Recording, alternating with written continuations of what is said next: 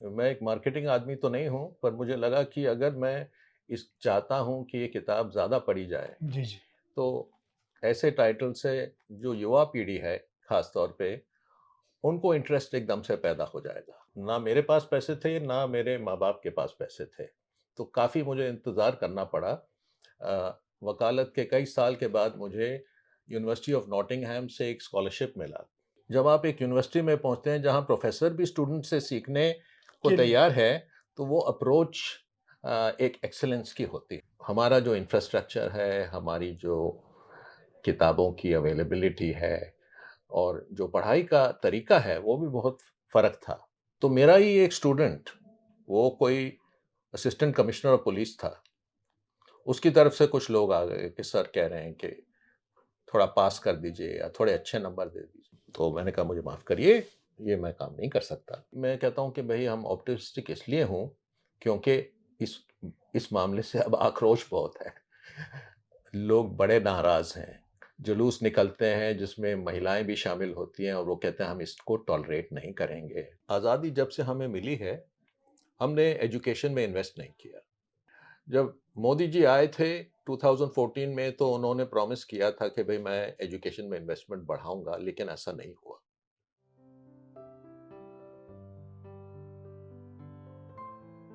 नमस्कार, मैं जयप्रकाश पांडे साहित्य तक स्टूडियो में शब्द रथी कार्यक्रम में आप सभी का स्वागत करता हूं।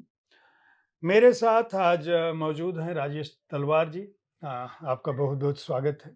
बहुत शुक्रिया पांडे साहब। मेरे को भी सौभाग्य है कि आज इंडिया टुडे के स्टूडियो पे आने का मौका मिला। मैं अपने दर्शकों को बता दूं कि राजेश जी की यह पुस्तक आई है, Harvard, Oxford and Cambridge, the past, present and future of excellence in education. Rajesh ji संयुक्त राष्ट्र के पूर्व आधिकारिक सलाहकार, अभी वर्तमान में भी सलाहकार के तौर पर हैं, एडवोकेट रहे हैं और बहुत सारी ऐसी किताबें लिखे हैं जिन्होंने देश और दुनिया को अपने लेखन और उसके अंदर जो विषय वस्तु है उनसे झकझोरा था। 2 दशकों से अधिक समय तक यूनाइटेड नेशंस में अलग अलग देशों में, खासकर 3 महाद्वीपों के बीच आपका काम फैला रहा। कोसोवा में आप संयुक्त राष्ट्र के मानवाधिकार सलाहकार पैनल में के मुख्य कार्यकारी अधिकारी रहे। पूर्वी तिमोर में संयुक्त राष्ट्र के जो पुलिस आयुक्त हैं उनके कानूनी सलाहकार रहे। अफगानिस्तान में जो संयुक्त राष्ट्र के उप कानूनी सलाहकार की भी भूमिका आपने निभाई। न्याय, मानवाधिकार, नीति निर्माण का जो क्षेत्र है उसमें अंतर्राष्ट्रीय सलाहकार की आपकी भूमिका है। बहुत बहुत ये उपलब्धियां अपने आप में बड़ी चौंकाती हैं। थैंक यू, शुक्रिया। और विशेष बात ये बताऊं कि हार्वर्ड, ऑक्सफोर्ड और कैम्ब्रिज ये जो पुस्तक है, तो अ, ये ऐसी किताब नहीं है कि आप इसे सरसरी तौर पर पढ़ के हटा दें, या ये कोई ऐसी किताब भी नहीं है जो केवल आपको सूचना देती है। राजेश तलवार जी के साथ एक खास बात यह है कि इन तीनों जो दुनिया के सबसे श्रेष्ठतम कॉलेजों में शुमार होते हैं, उन तीनों में कहीं न कहीं किसी न किसी विषय को आपने पढ़ा, या तीनों का सीधा अनुभव आपकी ज़िंदगी रहा है। एक व्यक्ति, मैं अगर कोई बात पढ़ के आपको बता रहा हूँ और कोई व्यक्ति उस माहौल को जीकर बता रहा है, तो दोनों स्थितियाँ अलग हो जाती हैं। कई अखबारों में कॉलम्स लिखते हैं लगातार, समाचार पत्र पत्रिकाओं में रहे हैं, बहुत सारी पुस्तकें जैसी मैंने बात की।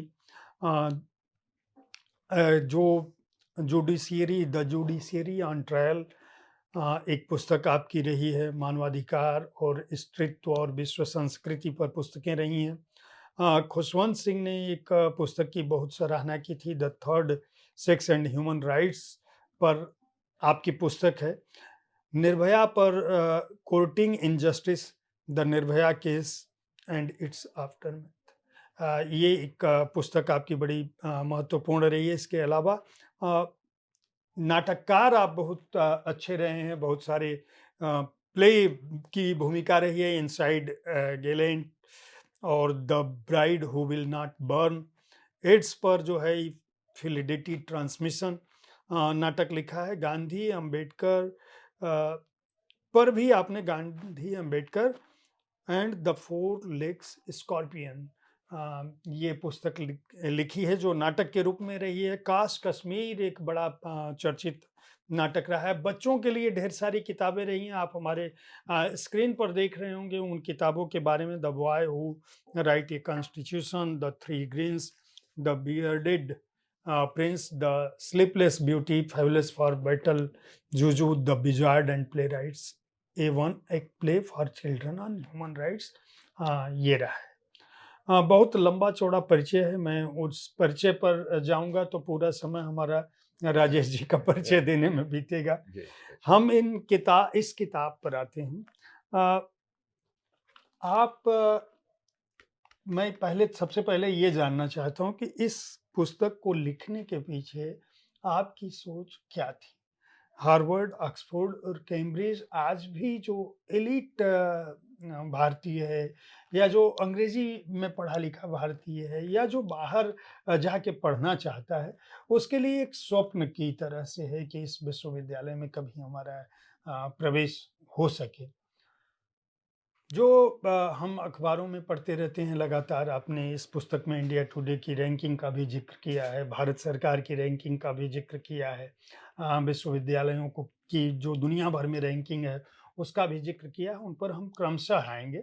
सबसे पहले मैं चाहूँगा कि इसका जो पहला अध्याय है और जो इसका आवरण चित्र भी है, जिस पर आपकी तस्वीर और उन विश्वविद्यालयों की फोटो है, आप पास्ट, प्रेजेंट और फ्यूचर जो शिक्षा का महत्व है या उसका मूल्यांकन है, उसके आधार पर इन तीनों कॉलेजों को किस रूप में देखते हैं और क्यों आपने ये पुस्तक लिखी?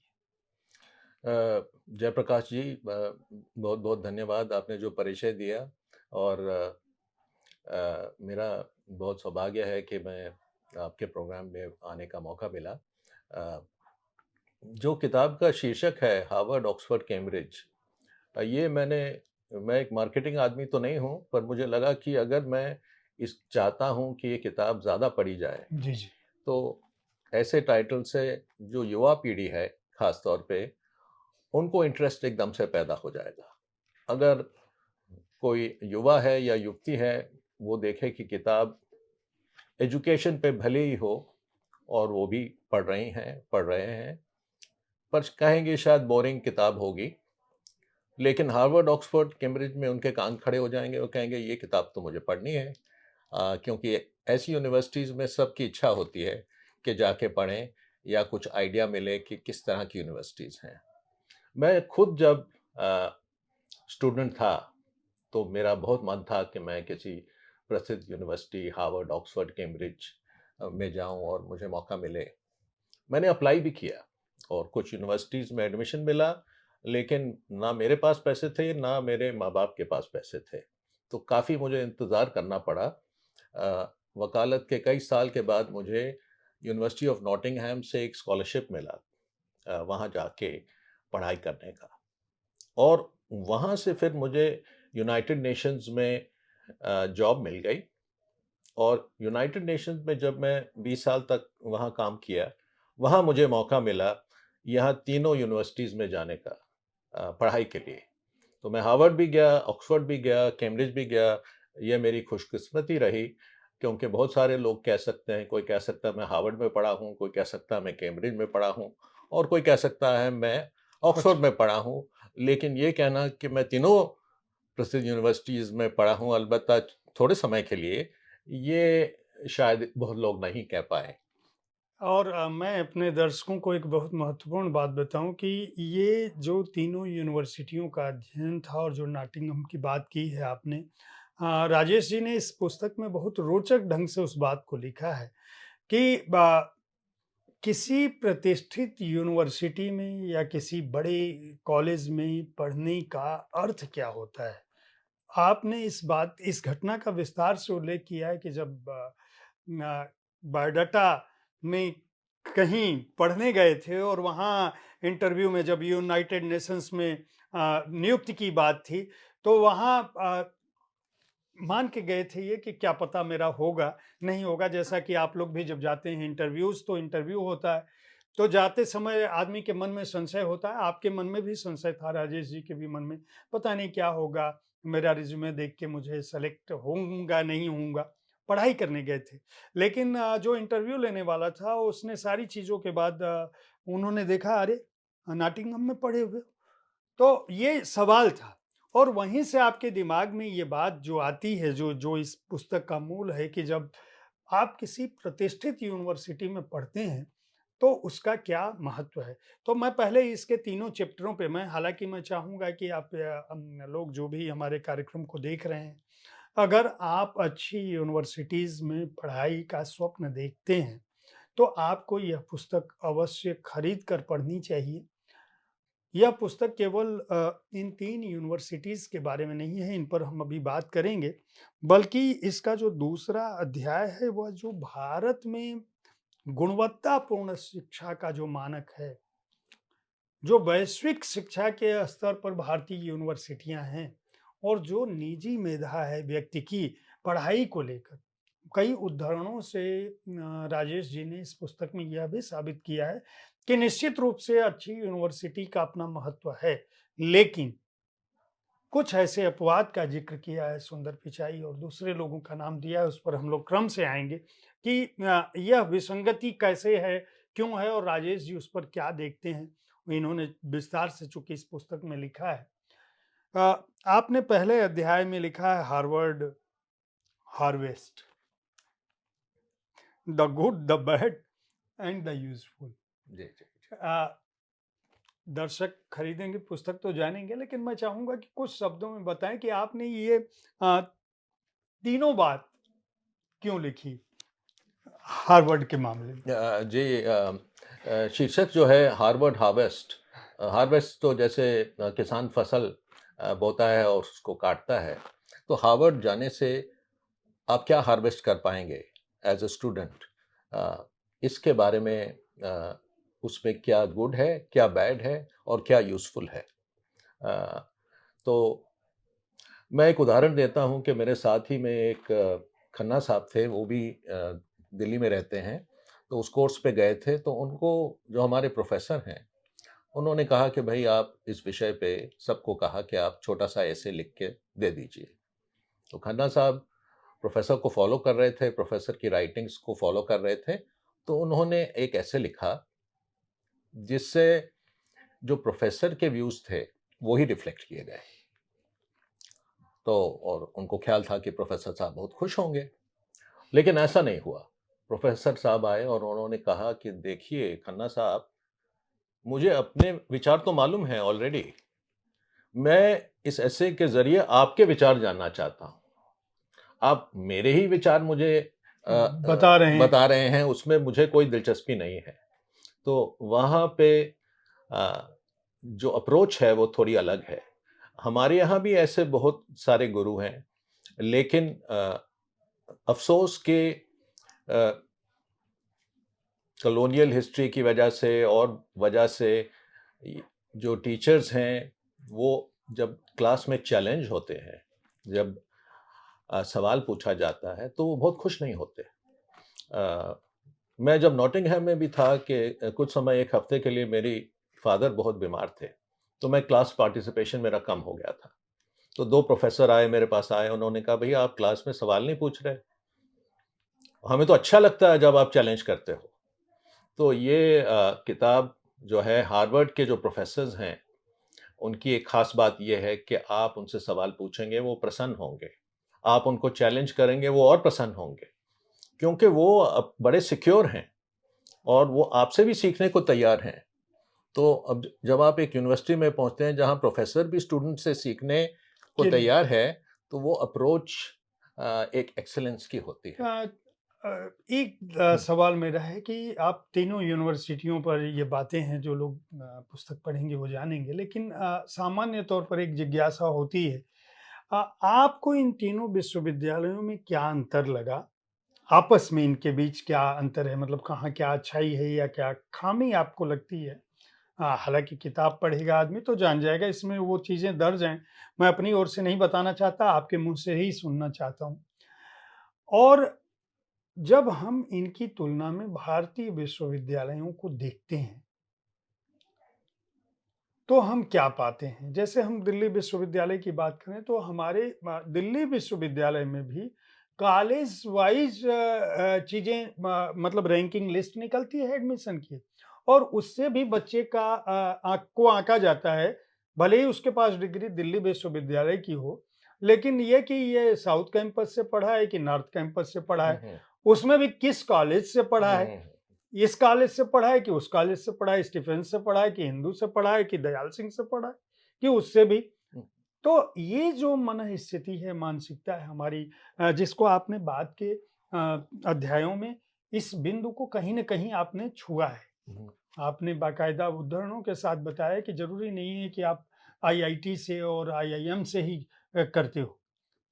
आप कर सकते हो, लेकिन पहली प्राथमिकता आपकी होनी चाहिए कि आपको अच्छे विश्वविद्यालयों में अगर पढ़ाई का अवसर मिल सकता है और मौके हैं, आप पढ़ सकते हो, तो आपको पढ़ने की कोशिश करनी चाहिए, वहाँ जाना चाहिए।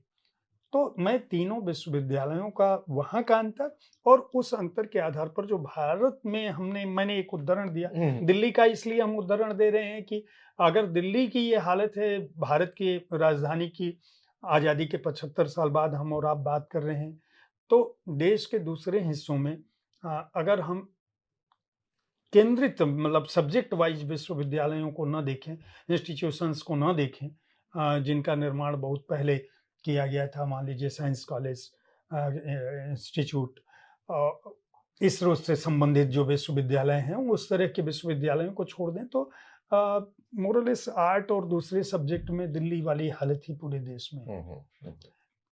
नहीं, आपने आपने बहुत इंटरेस्टिंग सवाल पूछा और मैं ये कहूँगा कि जो दुनिया में पावर है, पावर का क्या महत्व है, ये हार्वर्ड जाने से आपको समझ आती है। मसलन कि जब हमारी क्लास खत्म हो जाती थी, अब दिन भर कोई भी पढ़ के आया है, तो वो सोचता है कि शाम को मैं कुछ कलीग्स के साथ चाय पी लूँगा, कॉफ़ी पी लूँगा, कुछ वहाँ का हैमबर्गर खा लूँगा। लेकिन हार्वर्ड में आप ऐसा नहीं करते थे क्योंकि आपकी क्लास खत्म होती थी, तो आपको खबर मिलती थी कि हार्वर्ड केनेडी स्कूल में बांके मून जी आ रहे हैं टॉक देने, और हार्वर्ड का जो म्यूज़िक कॉलेज है, वहाँ पे मैडोना आ रही है बात करने, और हार्वर्ड का बिज़नेस स्कूल में इराक का ऑयल मिनिस्टर आ रहा है बात करने। तो आप सोचते हैं कि भई दोस्तों से तो रोज़ ही मिल लेंगे, चाय-कॉफ़ी तो रोज़ ही चल लेगी, लेकिन फिर मुझे कब ऐसा मौका मिलेगा कि मैं एक यूनिवर्सिटी में हूँ, उसमें मैं मैडोना से सुन लूँ सुन लूँ, बातें, बान या की-मून को हाँ, सुन लूँ। हाँ, हाँ।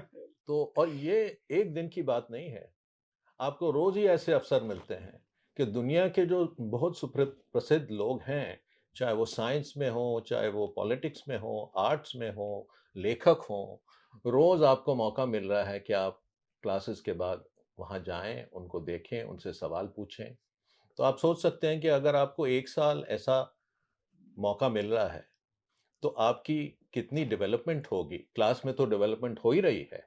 बाकी आपके कलीग्स जो हैं, मित्र बनते हैं वहाँ पे, उनसे बातचीत हो रही है, स्टिमुलेटिंग कन्वर्सेशन हो रहा है, लेकिन शाम को भी आपको ऐसी-ऐसी स्टिमुलेशन मिल रही है कि आप एक दिन शायद सुंदर पिचाई को सुन रहे हैं, दूसरे दिन लैरी समर्स को सुन रहे हैं, तीसरे दिन शाहरुख खान को सुन रहे हैं। तो ऐसा आपको हार्वर्ड में मौका मिलेगा। ये मौका अब आपको ऑक्सफोर्ड और कैम्ब्रिज में नहीं मिलेगा। ऑक्सफोर्ड और कैम्ब्रिज में रेस्टोरेंट हैं, जहाँ पे जो उनके फ़ेमस लोग आते हैं, वो एक रात शायद ऑक्सफोर्ड के किसी होटल में ठहरते हैं। तो मैं जब कैम्ब्रिज में था, एक रेस्टोरेंट था वहाँ पे फ़ोटोज़ लगी हुई थीं, परवेज़ मुशर्रफ की, बेनज़ीर भुट्टो की, और एक वाजपेयी जी की, कि वो आए थे, कुछ उन्होंने टॉक दिया। और लेकिन ऐसा नहीं कि रोज़ ऐसा हो रहा है, क्योंकि अब यूके की उतनी पावर नहीं है। यूनिवर्सिटीज़ के पास इतना पैसा भी नहीं है कि वो ऑफ़र करें कि बाहर से लोग आएँ और रोज़ वहाँ चर्चा करें। कुछ टॉक्स ऑर्गेनाइज़ करेंगे, ऑक्सफोर्ड स्टूडेंट यूनियन की प्रसिद्ध लोगों को बुलाएँगे, लेकिन ये एक डेली डाइट आपकी नहीं है, जो हार्वर्ड में है। दूसरी बात ये है कि हार्वर्ड में मैं तो एक छोटे से कोर्स के लिए गया था, मतलब कुछ हफ्तों का कोर्स था। लेकिन कुछ दिनों बाद ही मुझे मैसेजेस आने लगे। एक मैसेज किसी जर्मन ने मुझे भेजा कि देखिए मैं भी कलीग हूँ हार्वर्ड से, मैंने एक संस्था बनाई है। हम दुनिया के 5 देशों में टॉक्स ऑर्गेनाइज़ कर रहे हैं, रिसर्च ऑर्गेनाइज़ कर रहे हैं यंग लीडर्स की। तो क्या आप इसमें शामिल होना चाहेंगे? तो उस समय मैं यूनाइटेड नेशंस में था, मैंने कहा भई मैं तो शामिल हो नहीं सकता और मैं यंग लीडर भी नहीं हूँ। मैं एज़ अ मैच्योर स्टूडेंट गया हूँ हार्वर्ड। तो उन्होंने कहा कि भई आप नहीं तो किसी और का नाम सजेस्ट कर दीजिए। तो मैंने किसी और का नाम सजेस्ट किया, तो वो चले गए। तो आपके ऐसे कनेक्शंस बन जाते हैं। इन यूनिवर्सिटीज़ में पढ़ने से आपको ये एक हार्वेस्ट मिलता है। तो कैम्ब्रिज ऑक्सफोर्ड में भी ऐसा होता है। जिन दिनों में मैं नॉटिंघम में पढ़ रहा था, तो उस समय खबर आई थी कि ऑक्सफोर्ड यूनिवर्सिटी में अ, इंडोनेशिया के जो रूलर थे, उनका नालायक बेटा भी वहाँ पढ़ रहा था। आपने किताब में लिखा है। जी, जी, जी। जी। तो उसने अपने बर्थडे के लिए चार्टर्ड प्लेन से सबको ले गया कि आइए मैं आपको अपने देश ले चलता हूँ। तो अ, ऐसी यूनिवर्सिटीज़ में फिर आप दुनिया की जो एलीट फैमिलीज़ हैं, उनके बच्चों के साथ आपकी दोस्ती हो जाती है, जो आज बाद में ज़िंदगी में आपके काम आ सकती है। एक बहुत महत्वपूर्ण सवाल जो आपने इस पुस्तक में इन अध्यायों में अच्छी यूनिवर्सिटियों का जो महत्व बताया है, उसके साथ-साथ आपने जो दूसरा हिस्सा है उसका ठीक अलग पार्ट आपने लिखा है। और आपने उसमें एक तो जो एआई का इस्तेमाल है और जो शिक्षा का जो मौलिक स्वरूप है उसकी इम्पोर्टेंस को बताते हुए आपने ये बताने की कोशिश की है कि एक तरफ भारत पूरी दुनिया भारत की जो शिक्षा की जो बौद्धिक ताकत है वो इस बात से आश्चर्यचकित होती है कि यहाँ पे इन विश्वविद्यालयों में ऐसा क्या है कि दुनिया के जितने बड़े सीईओज हैं वो भारतीय बुनियाद से निकले हुए आगे बढ़े हुए लोग हैं, वो आते हैं। दूसरी तरफ हमारे विश्वविद्यालयों की जो हालत है इंफ्रास्ट्रक्चर के तौर पर जर्जर बिल्डिंगें हैं, बहुत सारी चीज़ें नहीं हैं, ज़रूरी आवश्यकता की चीज़ें नहीं हैं। अ, आप अ, अगर हम उन तीनों यूनिवर्सिटियों की तुलना करें और अपने यहाँ के क्लासरूम्स की बात करें कि हमारे यहाँ क्लासरूम में क्या स्थितियाँ हैं, शिक्षा का स्तर, अध्यापकों का जो फैकल्टीज़ हैं, उनका इंटेलेक्ट, वो एक अलग विषय है और ये उद्धरण एक तरफ सुंदर पिचाई, इंदिरा नूई जैसे लोग हैं जिन्होंने पूरी दुनिया में भारत का नाम रोशन किया है। वहीं हमारे विश्वविद्यालयों से कल्पना चावला जैसे भी बच्चे निकले जो पहुँच के नासा में एस्ट्रोनॉट बने, अपनी एक ख्याति अर्जित की। ये विसंगति कहाँ पर है? आखिर हम लोग ऐसा क्या करें जो आपके सवाल में जो फ्यूचर है, भविष्य, ये आज की युवा पीढ़ी छात्र ऐसा क्या करे?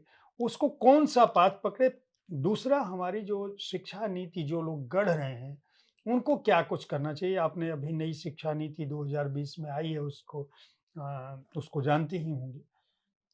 क्या कहीं कुछ ऐसी स्थितियाँ हैं कि भारत आपने बाकायदा उल्लेख किया है, मैं अपने दर्शकों को बताऊँ कि इस पुस्तक में आपने तक्षशिला, नालंदा ऐसे विश्वविद्यालयों की बात की है कि प्राचीन काल में जो अ, ज ज़मीन जो भ भूमि अंतर्राष्ट्रीय स्तर पर शिक्षा को लीड कर रही थी और दुनिया भर के स्टूडेंट्स जहाँ आते थे, आज वहाँ ये स्थिति नहीं है।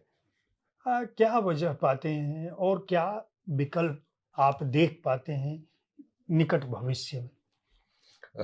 देखिए ये बहुत गर्व की बात है कि एक समय ऐसा था जैसे नालंदा, तक्षशिला उस ज़माने के हार्वर्ड हम ही थे। लोग कहते हैं कि भई India was the light of Asia. ये महात्मा बुद्ध के बारे में भी कहा जाता है कि वो लाइट ऑफ एशिया थे।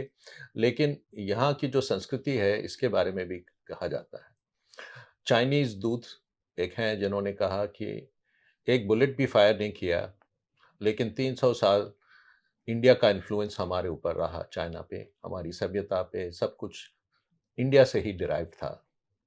तो अगर आप एक तरफ देखें कि इंडिया एशिया की लाइट थी, लाइट ऑफ एशिया, लेकिन साथ-साथ दुनिया की लाइट एशिया थी।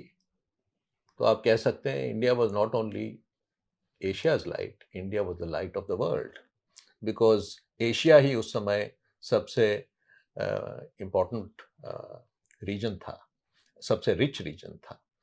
और जिस तरह अब हार्वर्ड दुनिया से अलग-अलग देशों से जाते हैं स्टूडेंट पढ़ने के लिए, उसी समय उस समय अलग-अलग देशों से लोग यहाँ आते थे, नालंदा में पढ़ने, तक्षशिला में पढ़ने। और ऐसी-ऐसी लाइब्रेरीज़ थीं। अ, अब जब मैं गया था नॉटिंघम तो मुझे एक हिसाब से दुःख भी हुआ देख के। नॉटिंघम की बहुत शानदार लाइब्रेरी थी। 8-10 मंजिल की लाइब्रेरी थी, तो मैं तो देख के हैरान हो गया। चाहे मैं दिल्ली यूनिवर्सिटी से जा रहा था, दिल्ली यूनिवर्सिटी की लाइब्रेरी बुरी नहीं है, आर्ट्स फैकल्टी की लाइब्रेरी बहुत अच्छी है। लेकिन नॉटिंघम की लाइब्रेरी के हिसाब से वो अ, कमज़ोर पड़ रही थी, और वो तो एक ही यूनिवर्सिटी है। वैसे पचासों यूनिवर्सिटी हैं इंग्लैंड में। तो हमारा जो इंफ्रास्ट्रक्चर है, हमारी जो किताबों की अवेलेबिलिटी है, और जो पढ़ाई का तरीका है, वो भी बहुत फ़र्क था। यहाँ पे क्या होता था कि प्रोफ़ेसर साहब आ जाते थे और वही पुराना लेक्चर जो कई सालों पहले उन्होंने सुनाया था, वही सुनाने लगते थे। और बच्चे जो हैं वो सुन रहे हैं या नाटक कर रहे हैं सुनने का। अ, तो उसमें कोई स्टूडेंट एंगेजमेंट नहीं हो रही, नोट्स लिख रहे हैं। अच्छा, वहाँ पे हिसाब नहीं था। ऐसे नॉटिंघम में, हार्वर्ड में, कैम्ब्रिज में, वहाँ पे सेमिनार किस्म का लेक्चर चलता है अक्सर।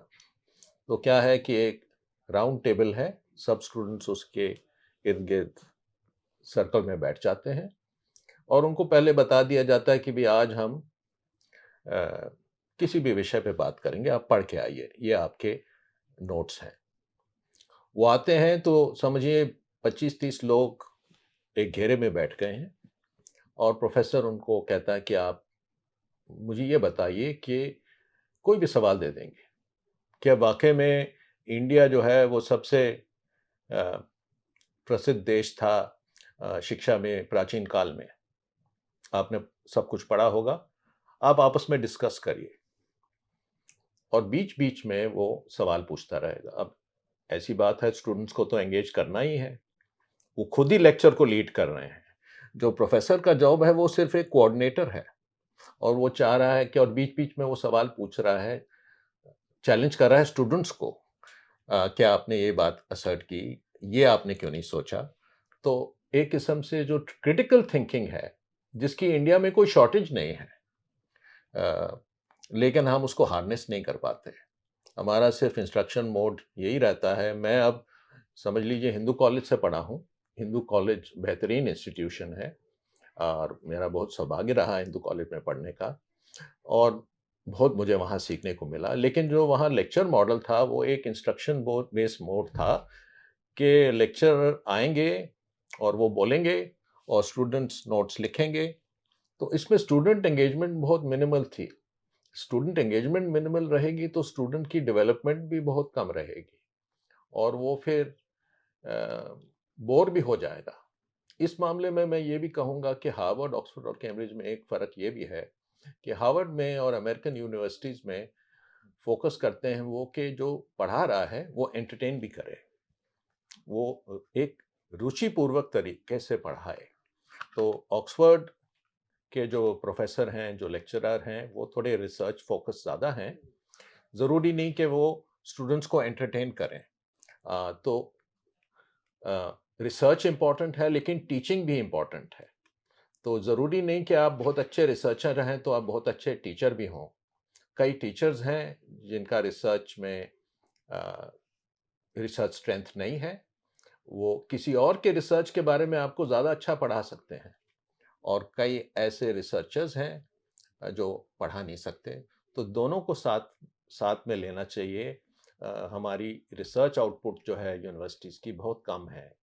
साइंसेज़ में भी बहुत कम है, बाकी विषयों में भी बहुत कम है। तो जैसे जो प्रोफ़ेसर मुझे पढ़ाते थे और आजकल भी ऐसी बहुत यूनिवर्सिटीज़ में प्रोफ़ेसर पढ़ाते हैं, लेकिन उनका कोई रिसर्च आउटपुट बहुत कम रहता है। वहाँ तो अगर आप लिखेंगे नहीं, आपकी लेख छपेंगे नहीं, तो आपको फिर यूनिवर्सिटी में कोई तूल नहीं देगा। फिर प्रोफ़ेसर्स पे भी प्रेशर होता है। मेरा एक सवाल बड़ा एक खतरनाक अध्याय है इस पुस्तक में। खतरनाक मैं इसलिए कह रहा हूँ क्योंकि आपने बाद में भले ही भारत की जो शिक्षा व्यवस्था है उसमें क्या कुछ हो सकता है, क्या स्ट्रेंथ हमारी है, क्या स्कोप आप देख पा रहे हैं और स्कूल सिस्टम से कैसे वो आगे बढ़ के कॉलेज और यूनिवर्सिटियों तक आएगा, उसकी भी बात आपने की है। एक बड़ी अच्छी आउटलाइन दी है। लेकिन उसको देने से पहले जब आप द पास्ट जो सेकंड पार्ट है इस बुक का, the past present and future of excellence in education, उसमें आपने 5वें अध्याय में एक बहुत खतरनाक उसकी हेडिंग ये है, the terrible truth about education in India. आपने ऐसा क्यों लिखा? ऐसा क्या है जो एक ऐसा सत्य है जो इतना अ, कड़वा हो सकता है, जिसके लिए आपने टेरिबल वर्ड का यूज़ किया है? देखिए आपने बहुत अच्छा सवाल पूछा। क्योंकि जब किताब मैं लिख रहा था तो मैं एक ऑप्टिमिस्टिक अप्रोच लेना चाहता था, क्योंकि मैं समझता हूँ कि इंडिया बहुत तरक्की कर सकता है। आपने वो जी, बात के अध्यायों में उसको बहुत अच्छे ढंग से लिखा है, जी, पूरी बात को विस्तार से आपने दिया जी, है। जी। लेकिन जी, मैं ये अगर कोई कहे कि मैं हिंदुस्तान की या इंडिया की रियलिटी को नहीं समझता, तो वो गलत सोच रहा है। क्योंकि मैं बखूबी समझता हूँ, क्योंकि मैं धौला कुआँ कैंपस में पढ़ा है 3 साल, जामिया मिलिया में भी त पढ़ा है 3 साल और पढ़ा भी हूँ मैं, तो मुझे यहाँ का सिस्टम मालूम है। तो मसलन एक दुखद इंसिडेंट का मैं ज़िक्र करता हूँ कि जब मैं धौला कुआँ कैंपस में पढ़ाता था, तो उन दिनों में यूनिवर्सिटी में एक सीक्रेसी ऑफ़िसर होता था। तो सीक्रेसी ऑफ़िसर जो रोल नंबर होते थे क्लास में, जब आप एग्ज़ाम देते हैं, तो वो रोल नंबर चेंज कर देते थे, ताकि किसी को पता ना हो। तो एक समय मैं कुछ अ, एग्ज़ामिनर था, तो मेरे पास पेपर्स आए थे चेक करने के लिए। तो मेरा ही एक स्टूडेंट, वो कोई असिस्टेंट कमिश्नर ऑफ पुलिस था। उसकी तरफ से कुछ लोग आ गए कि सर कह रहे हैं कि थोड़ा पास कर दीजिए या थोड़े अच्छे नंबर दे दीजिए। भई मैंने कहा ये तो न रोल नंबर बदल जाते हैं, कि नहीं हमको मालूम है कि रोल नंबर क्या है। तो मैंने कहा मुझे माफ़ करिए, ये मैं काम नहीं कर सकता।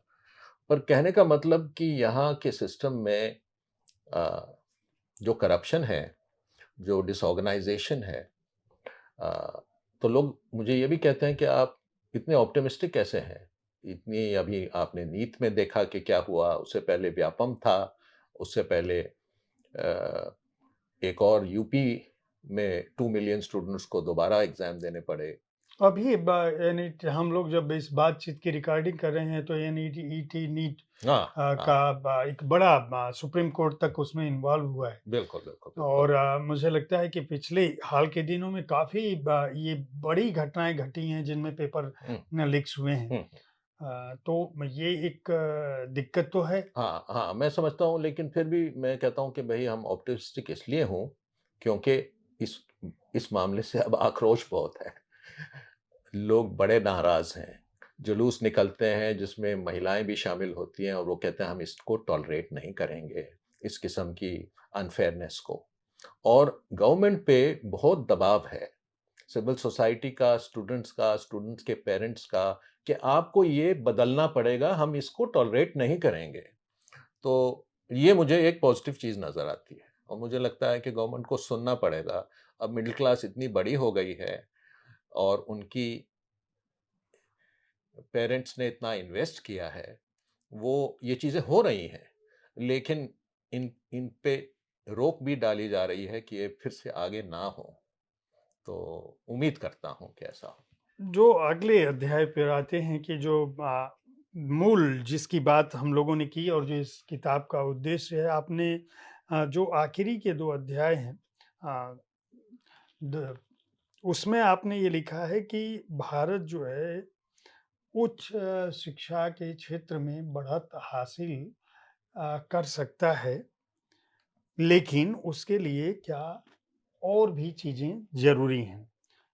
और फिर आखिरी अध्याय आपका द फ्यूचर ऑफ एक्सीलेंस है। ये 2 अध्यायों में आपने एक में सवाल पूछा है और दूसरे में ये बताया है। बीच की बातों पे ट्रांसफॉर्मिंग स्कूल एजुकेशन की आपने बात कही है। अ, कुल 12 अध्यायों में आपने भारत की और पूरे विश्व का जो शैक्षणिक माहौल है उसकी बात की है और ये कोशिश की है एक पर्सपेक्टिव देने की। मुझे लगता है कि ये किताब जितनी छात्रों के लिए ज़रूरी है, शायद उतनी ही ज़रूरी भारत के नीति निर्माताओं के लिए है, जो लोग एजुकेशन सिस्टम को बनाते हैं। उनके लिए भी ज़रूरी है, जो लोग अब विश्वविद्यालयों में या कॉलेजों में पढ़ा रहे हैं, शिक्षा से जुड़े हैं, जिनके ऊपर अच्छी शिक्षा देने की ज़िम्मेदारी है।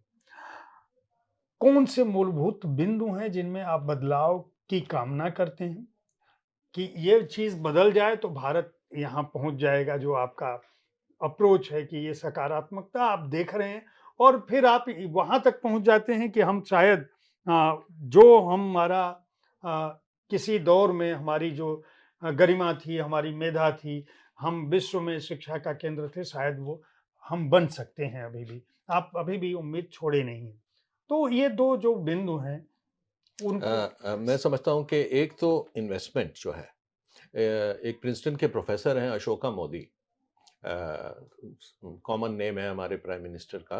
अशोका मोदी जी ने एक किताब लिखी है जिसमें उन्होंने इंडिया ब्रोकन, उस किताब का नाम है, और उसमें उन्होंने लिखा है कि आज़ादी जब से हमें मिली है, हमने एजुकेशन में इन्वेस्ट नहीं किया। तो वो बल्कि पंडित नेहरू को भी कटघरे में डालते हैं। ज़्यादातर तो हम सुनते हैं कि पंडित नेहरू जी की तारीफ हो रही है कि उन्होंने आईआईटीज़, साइंस इंस्टीट्यूट का निर्माण किया। लेकिन वो कहते हैं पंडित नेहरू जी ने प्राइमरी एजुकेशन को नेग्लेक्ट किया। बहुत छोटी रकम रखी उसकी डेवलपमेंट के लिए, और वो किसी को भी नहीं छोड़ते। वो कहते हैं कोई भी गवर्नमेंट रही हो, राइट हो, लेफ्ट हो, बीजेपी हो, कांग्रेस हो, किसी ने भी एजुकेशन पे इन्वेस्ट नहीं किया। एक 1966 में कमीशन, कोठारी कमीशन रिपोर्ट थी, उन्होंने कहा था कि भी 6% इंडिया को मिनिमम इन्वेस्ट करना चाहिए। 2% प्राइमरी एजुकेशन में, 2% सेकेंडरी एजुकेशन में, और 2% कॉलेज लेवल पे। तो 6% का हमें ये आंकड़ा रखना चाहिए, लेकिन ऐसा नहीं हुआ। जब से हम आज़ाद हुए हैं तब से इन्वेस्टमेंट बड़ी कम रही है। जब मोदी जी आए थे 2014 में, तो उन्होंने प्रॉमिस किया था कि भाई मैं एजुकेशन में इन्वेस्टमेंट बढ़ाऊंगा, लेकिन ऐसा नहीं हुआ। तो अब जो है, हाल ही में एक रिपोर्ट आई है कि वर्ल्ड बैंक के एस्टिमेट से अब हम 4.5 कर रहे हैं। 4.5 भी पहले के मुकाबले में बेहतर है। पहले हम 2.5-3% इन्वेस्ट कर रहे थे, लेकिन फिर भी मोदी जी ने अपना पूरा वायदा नहीं निभाया कि 6% तक ले चलें। और बाकी देश हैं, ब्राज़ील 6% इन्वेस्ट करता है, साउथ अफ्रीका है वो 6.6 इन्वेस्ट करता है। अगर हम लीडर बनना चाहते हैं, एशिया के लीडर बनना चाहते हैं, तो हमें इन्वेस्टमेंट तो करनी ही पड़ेगी। फिर बाकी चीज़ों पे तभी तवज्जो दे पाएंगे जब इन्वेस्टमेंट होगी मिनिमम 6%। और मैं उम्मीद करता हूँ कि गवर्नमेंट ऐसा करेगी, क्योंकि पिछले साल ऐसा कई दफ़ा जिक्र आया है कि नहीं हम इन्वेस्टमेंट बढ़ाएंगे, हम बढ़ाएंगे, लेकिन बढ़ती नहीं है। राजेश जी, एक सवाल है, ये इन्वेस्टमेंट जिसकी आप बात कर रहे हैं कि एजुकेशन सेक्टर पर हो, वो किस मोड में चाहते हैं आप? क्या वो भवन निर्मित हों? क्या उस तरह की फैकल्टीज़ आएँ? आखिर इस इन्वेस्टमेंट का हम देखते हैं कि जो सामान्य तौर पर हमारे जैसे लोगों की शिकायत होती है, या आपने जैसे कहा, आपने एक अपने कॉलेज का, हिंदू कॉलेज का उदाहरण दिया। मैं काशी हिंदू विश्वविद्यालय से पढ़ा हूँ और यह समस्या जब मैं पॉलिटिकल साइंस पढ़ रहा था तो मेरे सामने भी थी, और इस पर एक बड़ी चूँकि हम लोग बहुत आप तो बहुत पढ़ने लिखने वाले छात्र थे, हम थोड़े अलग किस्म के छात्र थे, तो हमने हंगामा भी मचाया था कि हमें एक पुराने सिलेबस को मिस्र के साउथ ईस्ट एशिया में गल्फ़ की जो पुरानी अरब-इज़राइल युद्ध में मुझे 20 साल पुरानी चीज़ें क्यों पढ़ाई जा रही हैं? आज वर्तमान में क्या स्थिति है, वह क्यों नहीं पढ़ाया जा रहा है? और उस पर एक बहुत बड़ा बवाल किया मैंने कि ये पुराने नोट्स नहीं चलने चाहिए और किताबें पुरानी नहीं होनी चाहिए। हिंदी में किताबों की उपलब्धता कम थी।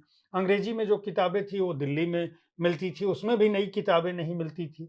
भारतीय लेखक बहुत कम लिखते थे, दिल्ली विश्वविद्यालय जवाहरलाल नेहरू में रहा होगा, बनारस हिंदू यूनिवर्सिटी में उसकी भी समस्या थी। लाइब्रेरी है तो 2 किताबें हैं, वो कहीं कोई इश्यू करा लिया तो बाकी बच्चे रह गए। किताबें उपलब्ध नहीं थी। पहली बात तो किताबों का नाम ही नहीं पता था, नाम पता चले तो किताबें उपलब्ध नहीं। कहने का आशय मैं ये जानना चाहता हूँ कि ये जो इन्वेस्टमेंट अगर सरकार बढ़ा भी दे, तो किस सेक्टर में आप चाहते हैं? क्या उसका भी कोई अनुपात जैसे आपने कहा कि 2% स्कूल पे, 2 पे कॉलेज पे और 2 बड़े यूनिवर्सिटीज़ के स्तर पर खर्च किए जाएँ? क्या इस मोड में भी कुछ देखते हैं कि मान लीजिए कोई एक रकम है किसी विश्वविद्यालय को दी जा रही है, तो किस मोड पे क्या खर्च हो जिससे हम बूस्ट कर सकें? ऐसा कुछ भी आपने नहीं, नहीं, आकलन किया? नहीं, बहुत बेहतरीन सवाल है। एक तो मुझे लगता है कि जो एड-टेक और प्राइमरी एजुकेशन का रिश्ता है। तो किताब में मैंने ज़िक्र किया है कि हमारी जो एजुकेशन टेक्नोलॉजी है, वो इतनी डेवलप हो गई है कि हम कुछ ही सालों में 100% लिटरेसी कर सकते हैं इंडिया में, अगर हम चाहें। अगर हम एजुकेशन टेक्नोलॉजी के जो सॉल्यूशंस हैं, उनको यूज़ करें। अब फ़र्ज़न लोग कहते हैं कि भई हिंदी मीडियम स्कूलिंग जो है, वो इंग्लिश मीडियम स्कूलिंग से इंफीरियर है। तो अब इसको कैसे आप एड्रेस करेंगे? तो एजुकेशन टेक्नोलॉजी जो है, मैं कुछ साल पहले चाइना गया था, तो चाइना में मैं जब टैक्सी से निकला तो मेरे पास एक एप्लीकेशन था, तो मैंने अंग्रेज़ी में बोला कि मुझे फ़लानी-फ़लानी जगह ले चलिए। तो उस एप्लीकेशन ने कैंटोनीज़ में ट्रांसलेट कर दिया या मैंडरिन में ट्रांसलेट कर दिया, तो वो जो टैक्सी ड्राइवर है वो समझ गया, वो ले चला मुझे। ऐसे ही मेरे एक फ्रेंड हैं, वो प्रोफ़ेसर हैं आश्रय स्कूल ऑफ मैनेजमेंट में, वो यूरोपियन उनके स्टूडेंट्स हैं, उनको जब वो पढ़ाते हैं तो अंग्रेज़ी में बोलते हैं, लेकिन ये जर्मन में अनुवाद चलता रहता है साथ-साथ। तो अब हमारी इतनी सारी भाषाएँ हैं, ये टेक्नोलॉजी को अगर हम यूज़ करेंगे, तो जो गैप है एलीट स्कूल्स और दूसरे स्कूलों में, वो बहुत ईज़िली अगर हम टेक्नोलॉजी को ठीक तरह से अप्लाई करें, तो इसमें बजट के अलावा हमें डिटर्मिनेशन चाहिए, ग्रिट चाहिए। समझ लीजिए कि जो नितिन गडकरी ने सड़कों के लिए किया इस देश में, हाईवेज़ के लिए जो किया, हमें ऐसी लीडरशिप चाहिए, पॉलिटिकल लीडरशिप, ब्यूरोक्रेट ऐसा चाहिए और एक एजुकेशनल थिंकर चाहिए जिसकी ऐसी विज़न हो कि वो कहे कि मैं तो अपने देश की जो लिटरेसी है वो 100% करूँगा ही विदिन 5 इयर्स, और जो ये बहुत बड़ा गैप है between private schooling and government schooling, इसको मैं ख़त्म कर दूँगा। ये ख़त्म की जा सकती है क्योंकि हमारे पास सॉल्यूशंस हैं। एग्ज़ाम्पल आपको दूँ कि हमारे घर में जो एक हेल्पर है करुणा, जो उसने पिछले रोज़ मुझसे रिक्वेस्ट की कि आप थोड़े पैसे दे दें, तो मैं एक स्मार्टफ़ोन अपने बेटे के लिए खरीदना चाहती हूँ। ठीक है, वो क्या करेगा स्मार्टफ़ोन से? व्हाट्सएपिंग करेगा या फ़ेसबुक करेगा, क्या करेगा? कि नहीं, वो कुछ एड-टेक के ऐप्स हैं, वो पढ़ना चाहता है टेक्नोलॉजी के थ्रू। तो वो खरीदेगा और वो पढ़ेगा वो एड-टेक के ऐप्स। तो मैंने कहा बहुत अच्छी बात है, लेकिन जो एड-टेक कंपनीज़ हैं, वो सरकार के साथ कोऑपरेट नहीं कर रहे हैं। क्यों नहीं कर रहे हैं? क्योंकि वो कहते हैं भई सरकार तो जीएसटी हम पे ज़्यादा लगाती है, हम क्यों करें सरकार की मदद जब सरकार हमारी मदद नहीं कर रहा। तो सरकार उनको जीएसटी में कुछ रियायत दे दे, कुछ ज़मीन दे दे, एक सिनर्जी बने जहाँ पे एडटेक कंपनीज़ गवर्नमेंट के साथ काम करें, प्राइमरी स्कूल में ये जो एजुकेशन ऐप्स हैं, इनको सब्सिडाइज़ रेट में प्रोवाइड करें, ताकि अब टेक्नोलॉजी है, छोटे से छोटे गाँव में ये चीज़ें पहुँच सकें।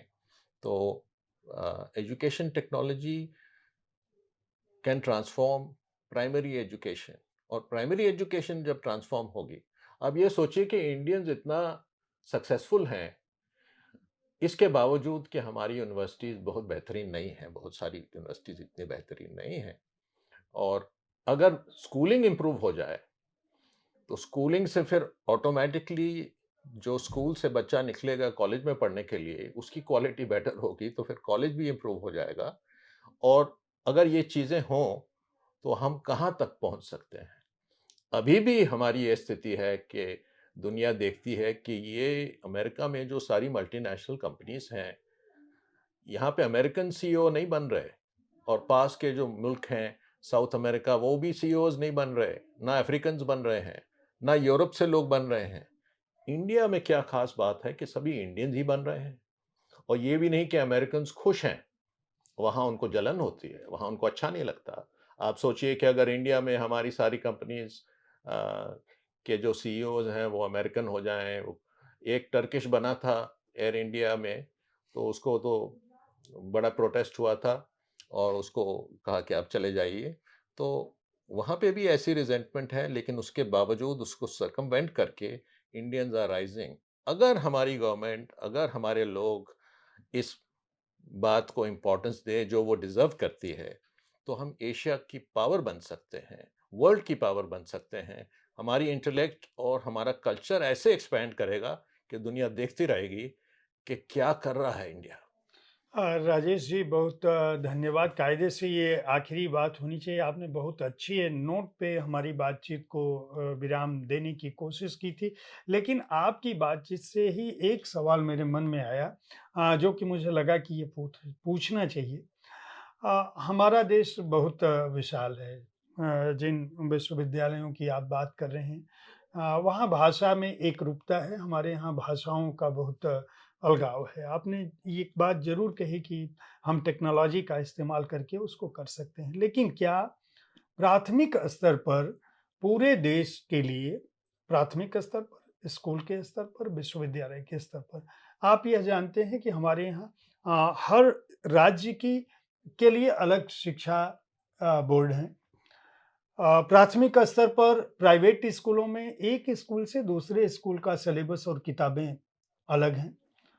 परीक्षाएँ इस देश में अगर हम मान लें कि हाई स्कूल और इंटरमीडिएट के स्तर पर माने तो राज्य का बोर्ड, यहाँ तक कि केंद्रीय स्तर पर भी 2 बोर्ड अलग-अलग हैं, सीबीएसई और आईसीएसई। तो ये जो इतना विभेद है, हर राज्य का अपना अलग बोर्ड है स्कूल के स्तर पर। स्कूलों में भी प्राइवेट स्कूलों के, हर प्राइवेट स्कूल का, किसी स्कूल का व्यवस्था किसी 5वीं क्लास के बच्चे के लिए 10 किलो का है, किसी का 20 किलो का है, किसी के पास 10 किताबें हैं, किसी के पास 20 किताबें हैं। उन किताबों का क्या स्तर है वो नहीं मालूम। लेकिन क्या राष्ट्रीय स्तर पर शिक्षा के क्षेत्र में क्या कोई ऐसा स्तर है कि हम यह तय कर सकें कि भाई स्पेसिफिक विषय को छोड़ दिया जाए। जैसे टेक्नोलॉजी की बात अगर हम करें कि बीटेक का कोई एजुकेशन है, तो बीटेक का भी सिलेबस क्या पूरे देश में एक होना चाहिए हर कॉलेज के लिए? क्या ऐसी कोई मान्यता या आवश्यकता भारत में है कि स्कूल के स्तर पर, कॉलेज के स्तर पर, विश्वविद्यालय के स्तर पर, सब्जेक्ट के स्तर पर हम कोई एक यूनिफ़ॉर्म चीज़ किसी भी लेयर पर बना सकें कि नहीं, पूरे देश में कम से कम अगर कोई बच्चा प्राथमिक स्कूल में जाता है, पहली कक्षा में शिक्षा लेता है, तो उसको कम से कम अल्फ़ाबेट का ये चीज़ें ज़रूर पता होंगी, चाहे वो देश के किसी हिस्से में पढ़ रहा हो, किसी भी स्कूल में पढ़ रहा हो, चाहे प्राइवेट में, चाहे सरकारी। क्या इस तरह की कोई संभावना है या इस तरह की कोई आवश्यकता होनी चाहिए? मेरा प्रश्न सही है या गलत है? इस बारे में आप क्या सोचते हैं? मैं समझता हूँ कि क्योंकि हमारा देश इतना बड़ा है, तो अ, और हमें ये चीज़ें बहुत सेंसिटिवली हैंडल करनी हैं, क्योंकि भाषा का भी जो मुद्दा है, तो जो टेक्नोलॉजी है वो हमारे मदद कर सकती है। अगर हम अ, एक भाषा को थोपने की कोशिश करें, तो दिक्कत आ जाएगी, लोग ऑब्जेक्ट करेंगे। लेकिन कुछ कॉमन फीचर्स होनी चाहिए। अब देश के अलग-अलग प्रांतों में लोग पढ़ रहे हैं, एक शिक्षा में समानता होनी चाहिए। तो यूनिटी विद इन डाइवर्सिटी जो हमारे लिए वैसे मॉडल है, एजुकेशन में भी वैसा ही मॉडल रहना चाहिए कि हम थोप नहीं रहे कि आप हिंदी पढ़ें या कोई और भाषा को प्राथमिकता दें, या अंग्रेज़ी को भी प्राथमिकता दें। अब तो टेक्नोलॉजी ऐसी हो गई है कि अगर मैं सुनना चाहता हूँ एक लेक्चर, एक इंग्लिश प्रोफ़ेसर का लेक्चर, वो मैं अमेरिकन एक्सेंट में भी सुन सकता हूँ, बीबीसी एक्सेंट में भी सुन सकता हूँ और वेल्श एक्सेंट में भी सुन सकता हूँ, इंडियन एक्सेंट में भी सुन सकता हूँ। ये सारी प्रावधान पॉसिबिलिटीज़ हो गई हैं। तो अ, अब इस टेक्नोलॉजी को आप कैसे फ्यूज़ करेंगे? अ, कैसे कोई आंध्र प्रदेश में बच्चा है जो पढ़ रहा है और इंग्लिश में एक लेक्चर है वो तेलुगु में ट्रांसलेट हो रहा है और उसके वहाँ सिलेबस में मैच कर रहा है, तो इसमें एक किस्म की बारीकी की भी ज़रूरत है। एजुकेशन के जो एक्सपर्ट्स हैं, जो बहुत सालों से जुड़े हुए हैं, जो इन चीज़ों को बहुत समझते हैं, उनकी इन्वॉल्वमेंट। तो लीडरशिप की तो एक बात रही कि हमें कोई मिस्टर गडकरी मिल जाए एजुकेशन सेक्टर के लिए, और दूसरा ये है कि साथ में बहुत सारे लोगों को लेना पड़ेगा, जो अपने-अपने प्रोविंसेस के लीडर्स हैं। एक कॉमन विज़न भी बनानी पड़ेगी, लेकिन ये नहीं कि वो एक किस्म की कुछ भी सब कुछ अ, मिल के डिस्कस करके सबको साथ लेके ऐसा ही करना पड़ेगा। बहुत-बहुत आभार आपका। मैं अपने दर्शकों को बता दूँ कि हार्वर्ड, ऑक्सफोर्ड एंड कैम्ब्रिज पुस्तक को ब्रिजिंग बॉर्डर्स ने प्रकाशित किया है। बहुत सामान्य तौर पर अंग्रेजी की पुस्तकों का दाम इतना सस्ता नहीं होता है, लेकिन यह पुस्तक सिर्फ़ ₹350 में उपलब्ध है, 242 पृष्ठ है और यह पुस्तक के लिए मैं बार-बार आपको बधाई दूँगा। मैं थैंक यू। सबसे बड़ी बात ये है कि इस पुस्तक में आपने बहुत रोचक ढंग से बहुत गंभीर विषयों को उठाया है। जो इस पुस्तक की सबसे बड़ी ख़ासियत है। इसको पढ़ते समय कहीं भी ये नहीं लगता कि मैं कोई ज्ञान की कोई मुझे सीख देने की कोशिश कर रहा है। अगर आप इस पुस्तक को पढ़ेंगे तो आपको लगेगा कि आप कोई कहानी पढ़ रहे हैं, आपके सामने कोई चीज़ चल रही है। लेकिन वो ऐसी चीज़ है जो आपको सिखाती है, आपको अंदर से झकझोरती है और आपको प्रेरित कर सकती है। तो अगर आप गार्जियन हैं, अभिभावक हैं, तो भी यह पुस्तक खरीद कर पढ़ें। अगर आप छात्र हैं, कॉलेज में पढ़ रहे हैं, यूनिवर्सिटीज़ में पढ़ रहे हैं तो भी पढ़ सकते हैं और इससे आपको पता चलेगा कि आप दुनिया के बड़े विश्वविद्यालयों में अगर जा सकते हैं, किसी भी स्थिति में जा सकते हैं जैसा कि राजेश तलवार जी ने अपने उदाहरण के साथ बताया है इसमें हर चीज़, एडमिशन से क्या हुआ। तो अपने ही एक तरह से ये इनकी शैक्षणिक यात्रा है जिसके बहाने उस परिदृश्य से वो भारत और पूरी दुनिया की शिक्षा व्यवस्था को न केवल देखते हैं, बल्कि देखने के साथ-साथ अपनी सफलता के साथ-साथ आपको बताने की कोशिश करते हैं कि आप अगर इस राह पर चलो, तो न केवल आप सफल हो सकते हो, बल्कि जो लोग इस देश की शिक्षा के नीति निर्धारक लोग हैं या जिनके ऊपर यह दायित्व है कि वह अच्छी शिक्षा दें, चाहे वो अध्यापक हैं, प्राध्यापक हैं, प्रोफ़ेसर हैं, वाइस चांसलर्स हैं, तो उनके लिए भी एक सीख है। तो मेरी समझ से इस पुस्तक को देश के हर कॉलेज और स्कूल में होना चाहिए। हर पढ़े-लिखे आदमी को जो यह स्वप्न देखता है कि उसकी आने वाली पीढ़ी अच्छा एजुकेशन पाए, उसे भी पढ़ना चाहिए। एक आपको सीख मिलेगी। आपको समय देने के लिए हमें बहुत-बहुत धन्यवाद। नहीं, बहुत-बहुत शुक्रिया। ऐसा मौका जो लेखक है वो चाहता है कि ऐसा एक प्लेटफ़ॉर्म मिले ताकि उसकी बात जगह-जगह तक पहुँच जाए, और आपने इतने अच्छे सवाल पूछे और इतना मुझे मौका दिया कि मैं कुछ कह पाऊँ, तो इसके लिए बहुत-बहुत शुक्रिया। अ, ये पुस्तक भारतीय भाषाओं में कब आएगी ये आखिरी सवाल मेरा अगर हिंदी में आ जाती तो ज़्यादा लोग पढ़ते। हालाँकि आपने जिस टेक्नोलॉजी की बात की है, काश ये ऐसा हो कि लोग इसको अंग्रेजी में पढ़ें और हिंदी में समझ पाएँ। बिल्कुल, बिल्कुल। धन्यवाद। धन्यवाद।